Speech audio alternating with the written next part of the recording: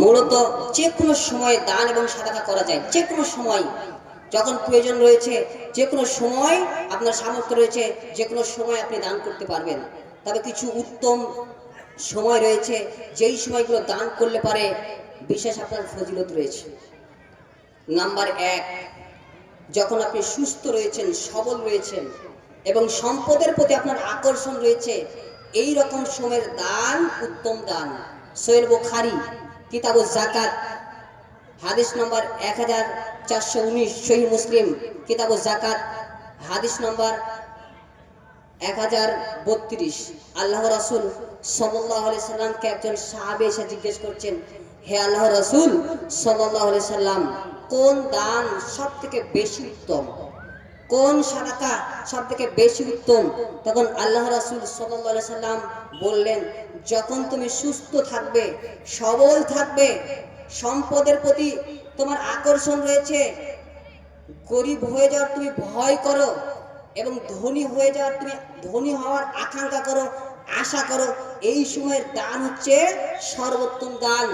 আপনার অর্থ রয়েছে, আপনি সুস্থ রয়েছেন, আপনি সবল মানুষ, একদম সুস্থ রয়েছেন, এখন আপনার মৃত্যুর সময় ঘনিয়ে আসেনি, অসুস্থ আপনি বিছানাগত হয়ে যাননি, একদম সুস্থ রয়েছেন, সবল রয়েছেন, সম্পদের প্রতি আপনার একটা আকর্ষণ আছে, লোভ আছে যে সম্পদ যদি আমি ব্যয় করি তাহলে সম্পদ আমার কমে যাবে, এরকম আপনার মানসিকতা রয়েছে।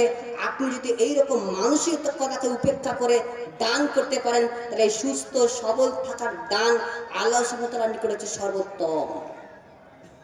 নাম্বার দুই, কম সম্পদশালীর বেশি সাদাকা। আল্লাহ রাসূল সাল্লাল্লাহু আলাইহি সাল্লাম বলেছেন, আবু দাউদ হাদিস নম্বর 1677, আল্লাহ রাসূল সাল্লাল্লাহু আলাইহি সাল্লামকে একজন সাহাবী এসে প্রশ্ন করছেন, হে আল্লাহর রাসূল, কোন সাদাকা বেশি উত্তম? আল্লাহ রাসূল সাল্লাল্লাহু আলাইহি সাল্লাম বললেন, কম সম্পদশালীর বেশি সাদাকা উত্তম। মানে আপনার যেমন সামর্থ্য রয়েছে, আপনি হয়তো ভাবছেন আমি তো গরিব মানুষ, অভাবী মানুষ, আমাদের তেমন তেমন আমি দান করতে পারবো না, আমি হয়তো 100 টাকা দিতে পারবো, মানুষ আমাকে কি বলবে, এরকম চিন্তা ভাবনা করছেন। এই চিন্তা ভাবনা আপনার ভুল। আল্লাহ রাসূল সাল্লাল্লাহু আলাইহি সাল্লামকে যখন সাহাবী প্রশ্ন করলেন যে কোন সাদাকা বেশি উত্তম, আল্লাহ রাসূল সাল্লাল্লাহু আলাইহি সাল্লাম বললেন, কম সম্পদশালীর বেশি সাদাকা উত্তম। মানে আপনার সামর্থ্য অনুযায়ী, আপনার সাধ্য অনুযায়ী আল্লাহ সুবহানাহু ওয়া তাআলা যেমন আপনাকে সামর্থ্য দিয়েছেন, সেই সামর্থ্য অনুযায়ী আপনি দান করবেন, এটা হচ্ছে সর্বোত্তম দান। আপনি প্রত্যেক মাসে 10,000 টাকা ইনকাম করেন, আপনার পরিবারের খরচ হয় 9,000 টাকা, আপনার 1,000 টাকা থাকে, এক্সট্রা থাকে, আপনি এই 1,000 টাকা থেকে যদি আপনি 500 টাকা দান করেন তাহলে এটাই উত্তম।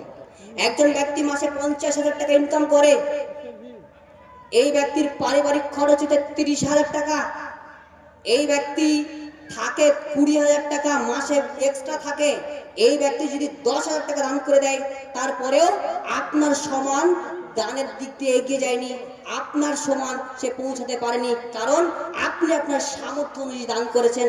আর আল্লাহ রাসূল এটাই বলেছেন যে কম সম্পদশালীর বেশি সাদাকা। আপনার যেমন সামর্থ্য রয়েছে, আপনার 10 টাকা সামর্থ্য রয়েছে, তার বেশি সামর্থ্য নেই, আপনি এটাই দান করেছেন, এটাই সর্বোত্তম দান। নাম্বার 3, সচ্ছলতা বজায় রেখে দান করা হচ্ছে সর্বোত্তম দান।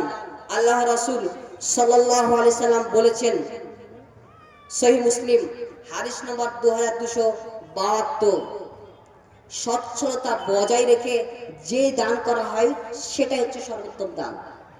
সচ্ছলতা বজায় রাখা মানে আপনি আপনার যে সম্পদ রয়েছে সমস্ত কিছু দান করে দেবেন এটা নয়। আপনার সম্পদ রয়েছে, যেমন সম্পদ রয়েছে, আপনি সম্পদ অনুযায়ী আপনার চলাফেরার মতো, আপনার জীবনযাপনের মতো সম্পদ রেখে, সচ্ছলতা রেখে আপনি দান করে দেবেন, এটাই উত্তম। আপনি দান করে দিলেন, আপনার 1,000 টাকা ছিল, আপনি সমস্ত কিছু দান করে দিয়ে তারপরে আপনি একদম নিঃস্ব হয়ে গেলেন, আপনি এবার ভিক্ষা করবেন, তাই না? সেই জন্য আল্লাহ রাসূল সাল্লাল্লাহু আলাইহি সাল্লাম বলছেন, সচ্ছলতা বজায় রেখে যেই দান করা হয় সেটাই হচ্ছে সর্বোত্তম দান। তাহলে পরে কোন দান এবং সাদাকা উত্তম বললাম? এক, যেই দান এবং সাদাকা সুস্থ সবল অবস্থায় এবং সম্পদের প্রতি আকর্ষণ রয়েছে এইরকম অবস্থায় দান করা হয়, এটা হচ্ছে সর্বোত্তম দান। দুই, কম সম্পদশীলীর বেশি সাদাকা, এটা হচ্ছে সর্বোত্তম দান। নাম্বার তিন, যেই দান করা হয় স্বচ্ছতা রেখে, আপনার যেটা পারিবারিক খরচ রেখে দান করা হয় সেটা হচ্ছে সর্বোত্তম দান। এবার